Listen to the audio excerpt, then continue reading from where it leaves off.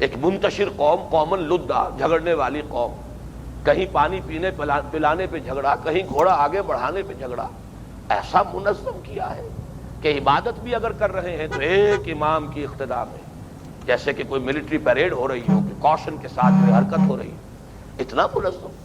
وہ قوم جس میں کہ پڑھے لکھے لوگ جو ہیں، وہ پڑھنے لکھنے والے لوگ بھی انگلیوں پر گنے جا سکتے تھے، اسے دنیا کی معلم بنا دیا، نئے علوم کی موجد بنا دیا۔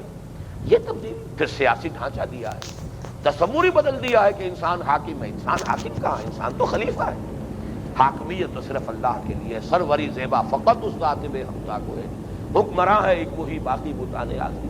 اب یوں سمجھیے کہ ذہنی انقلاب کہیں، فکری انقلاب کہیں، اخلاقی انقلاب کہیں، انفرادی انقلاب کہیں، اجتماعی انقلاب کہیں، معاشرتی انقلاب کہیں، معاشی انقلاب کہیں، سیاسی، گویا کہ یہاں تو، بلکہ میں نے کسی جگہ پر یہ تعبیر اختیار کی ہے کہ یہاں تو مائکروسکوپ لگا کے دیکھنا پڑے گا کہ کوئی شے اپنی سابقہ حالت پر باقی رہ گئی۔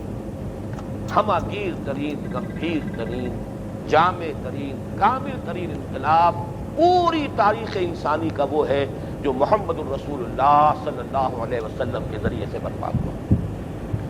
اس کے ضمن میں کچھ شہادتیں پیش کر دی ہیں، اور ظاہر بات ہے کہ اپنوں کی شہادت اس کی کوئی ضرورت نہیں، وہ فائدہ بھی نہیں۔ اپنوں کو تو ظاہر بات ہے کہ محبت کی آنکھ کو تو ہر شے جو ہے وہ یقیناً حسین نظر آتی ہے، لیکن یہ ہے کہ غیر، جیسے کہ ایک عربی مقولہ بھی، الفضل ما شہدت بہ الاعداء، اصل فضیلت تو وہ یہ ہے کہ جس کی گواہی دشمن دے، دشمن مانے کہ ہاں یہ فضیلت ہے، یہ چیز موجود ہے، یہ حقیقت ہے، اس کا اعتراف کرنا پڑتا ہے۔ اور اسی طریقے سے میں دو گواہیاں دینا چاہتا ہوں، مشرق سے اور دو مغرب سے۔ مشرق کی گواہی میرے نزدیک اور بڑی گمبھیر، بہت ہی میں سمجھتا ہوں کہ جامع انداز میں جو گواہی دی تھی، اسی شہر لاہور میں 1920 میں ایم این رائے، اب آپ کو معلوم ہے 1917 کا بولشوک ریولوشن ابھی تازہ تازہ آیا تھا، دنیا میں چرچا تھا، پوری دنیا میں جو انٹرنیشنل کمیونسٹ انٹرنیشنل جو ہے اس تحریک کا جو ہے بڑا جو غلغلہ تھا، اور یہ شخص جو ایم این رائے بہت ٹاپ کا لیڈر ہے اس تحریک کا، اس نے بریڈ لا ہال، شاید اب تو اس کا کوئی کھنڈر ہی رہ گیا، اور یہاں پر اس کا نام تو کبھی سنتے ہیں کہ یہاں تھا کبھی، بریڈ لا ہال میں یہ لیکچر دیا تھا انگریزی میں، دی ہسٹوریکل رول آف اسلام، اور یہ کتاب جو ہے انگریزی میں طبع ہوتی ہے۔ اور حیرت یہ ہے کہ پاکستان میں تو بہرحال اس کا کہیں وجود مجھے نظر نہیں آیا، کہیں لائبریریوں میں شاید ہو۔ حیدرآباد دکن میں گیا تھا چند سال ہوئے، تو وہاں وہ کتاب بامبے کا ایک پبلشنگ ہاؤس ہے، آج بھی شائع کر رہا ہے، اور اس میں اس نے کھلے دل سے جو اعتراف کیا کہ ماننا پڑتا ہے کہ تاریخ انسانی کا عظیم ترین انقلاب وہ ہے جو محمد نے برپا کیا صلی اللہ علیہ وسلم۔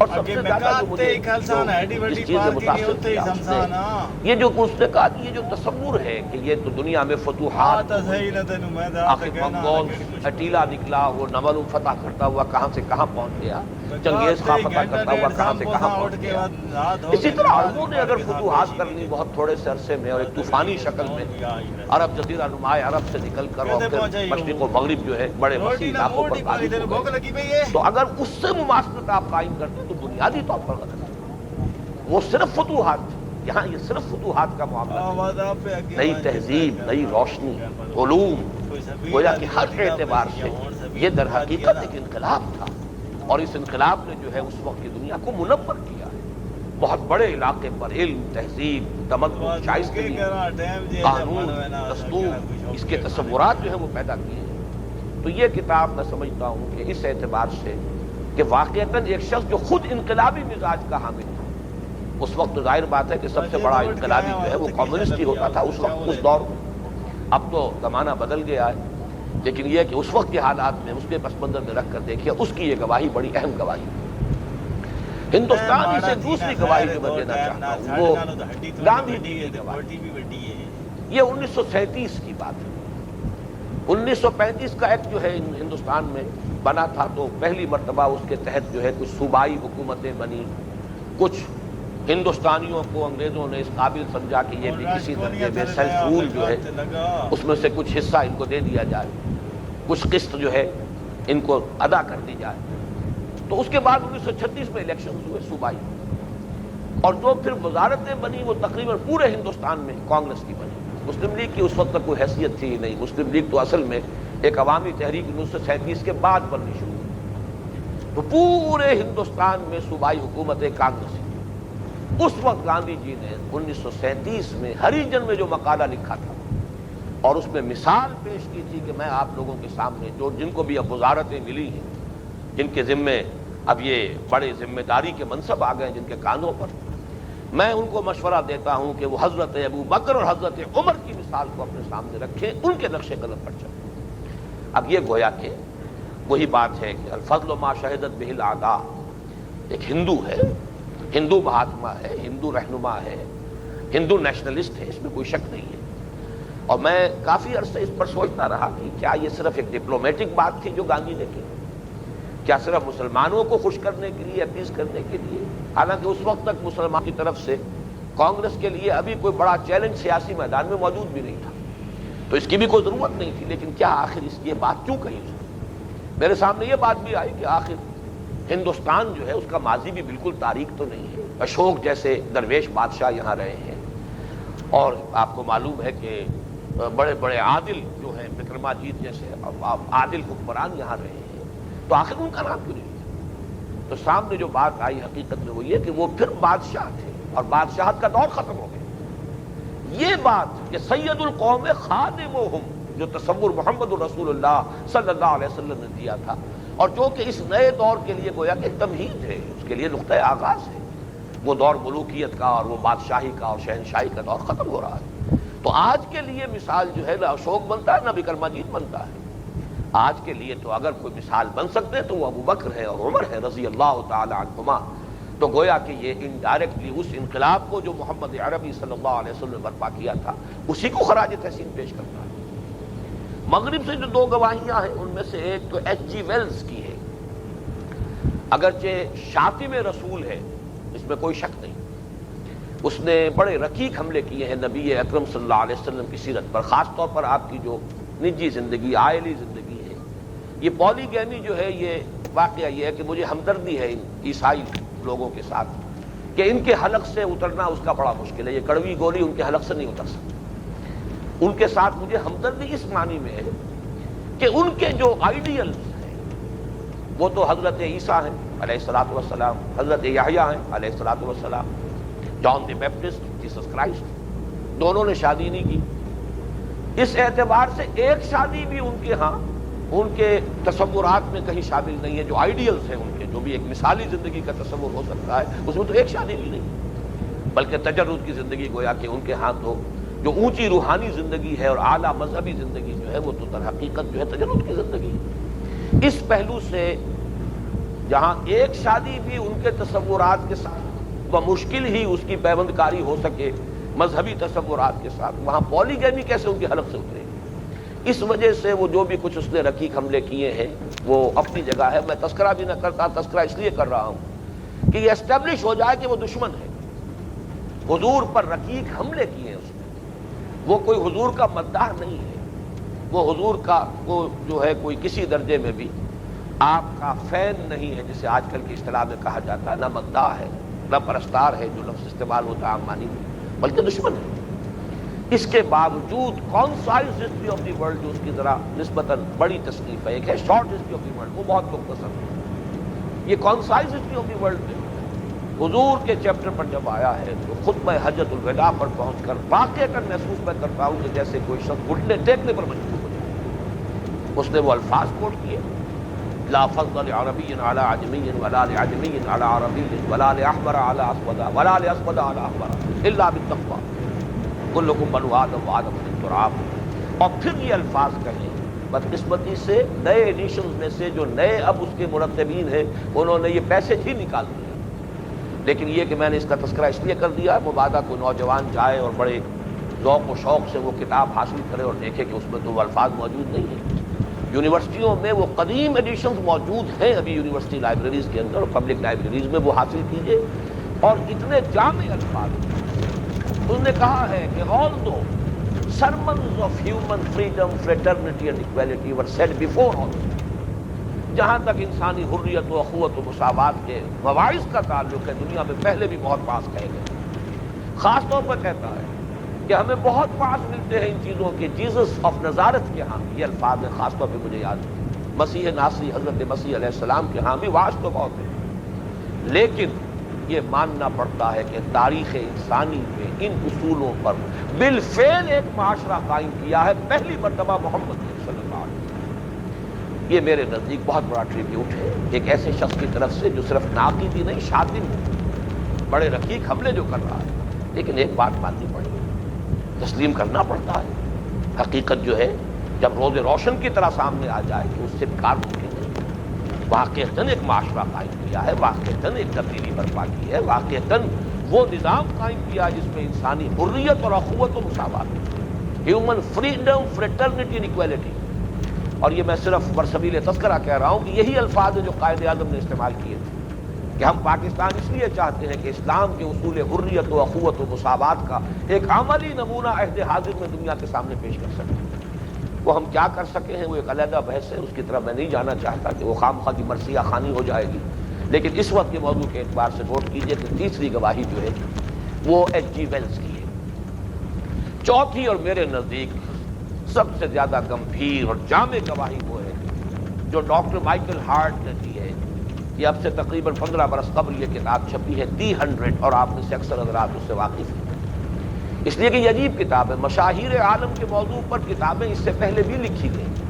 یہ ایک عام موضوع رہا ہے تصنیف و تعلیم کا، تعلیمی اعتبار سے نئی نسل کو کچھ رہنمائی دینے کے لیے کہ ان کے منگے پیدا ہو جائیں کہ بڑے لوگ جو ہیں دنیا میں جو گزرے ہیں ان کی شخصیتیں کیسی تھیں، انہوں نے کیا کیا کارنامہ عظیم سر انجام دیے ہیں اس اعتبار سے.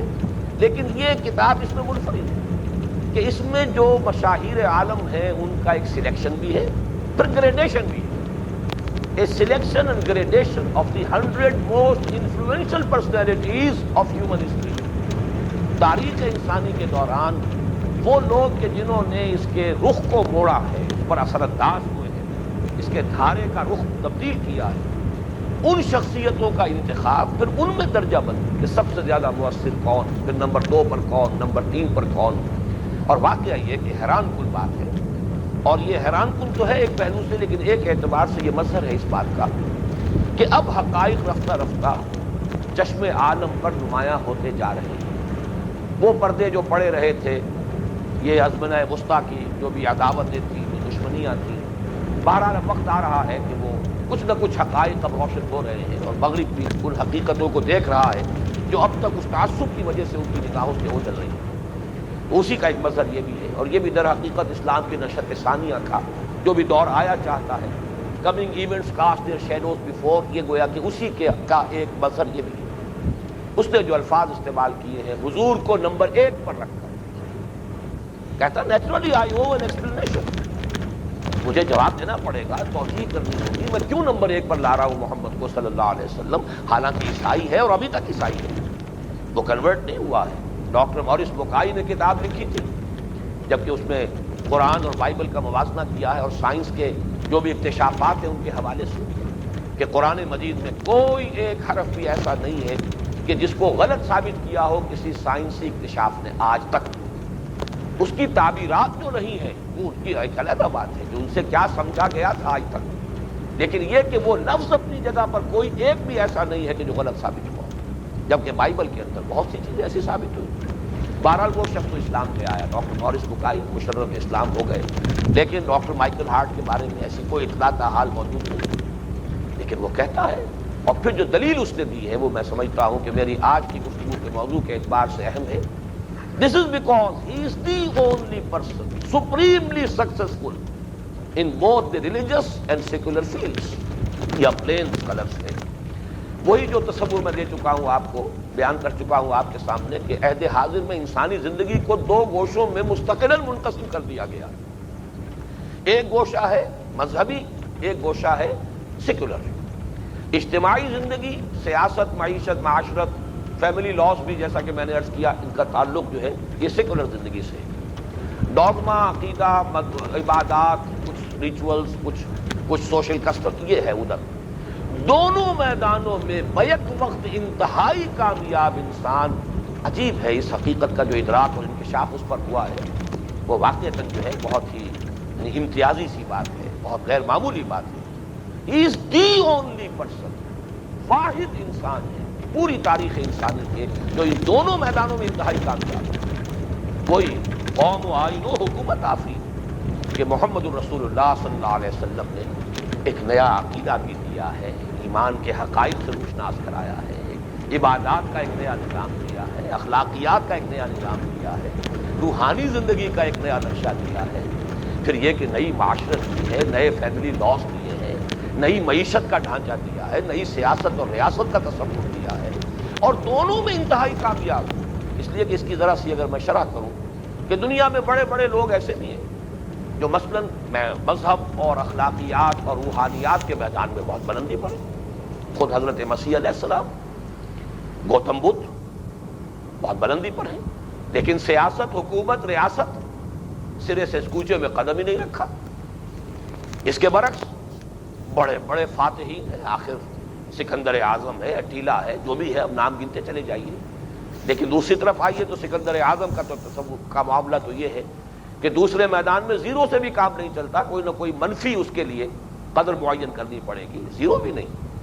اس پہلو سے یک طرفہ شخصیتیں ہیں جتنی ہیں دنیا میں دوسری، واحد شخصیت کے جو دونوں میدانوں میں سپریملی سکسسفل ہے وہ صرف محمد کی ہے صلی اللہ علیہ وسلم. تو یہ ہے میری دوسری بحث آج کی جو یہاں مکمل ہو رہی ہے کہ غیروں کی گواہی یہ ہے کہ تاریخ انسانی کا عظیم ترین، گمبھیر ترین، جامع ترین، کامل ترین، ہمہ گیر ترین انقلاب وہ ہے جو محمد الرسول اللہ والذین معہ صلی اللہ علیہ وسلم ورضی اللہ تعالی عنہم اجمعین، ان کی جد و جہد کے نتیجے میں اب سے 1400 برس قبل جزیرہ نماء عرب میں برپا ہوا تھا. اب آئیے اس کے لیے قرآنی مترادفات کیا ہیں. یہ اگر انقلاب حضور نے برپا کیا، حضور اللہ کے رسول ہیں، تو اس کے لیے آخر قرآن مجید میں کوئی اصطلاحات ہونی چاہیے. وہ اصطلاحات کیا ہے؟ میں چاہتا ہوں، اگرچہ وقت اب میں محسوس کر رہا ہوں کہ میرے پاس تھوڑا رہ گیا ہے، تو ایک بات تو یہ ہے کہ قرآن مجید کا ایک عام جو اسلوب ہے کہ ایک ہی بات کو مختلف پیرایوں میں، مختلف اسالیب میں بیان کرنا، یہ اس کا ایک اپنا منفرد رنگ ہے، امتیازی رنگ ہے. ایک پھول کا مضمون ہو تو 100 رنگ سے باندھو.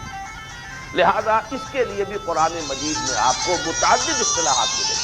مفہوم ایک ہے، وہ جو کہا کسی نے کہ عباراتنا شتیٰ و حسن کا واحد، اسی کے مطابق سمجھ لیجئے کہ مفہوم ایک ہے لیکن اس کے لیے الفاظ کئی ہیں، تنوع ہے، منوٹنی نہیں ہے بلکہ تنوع ہے.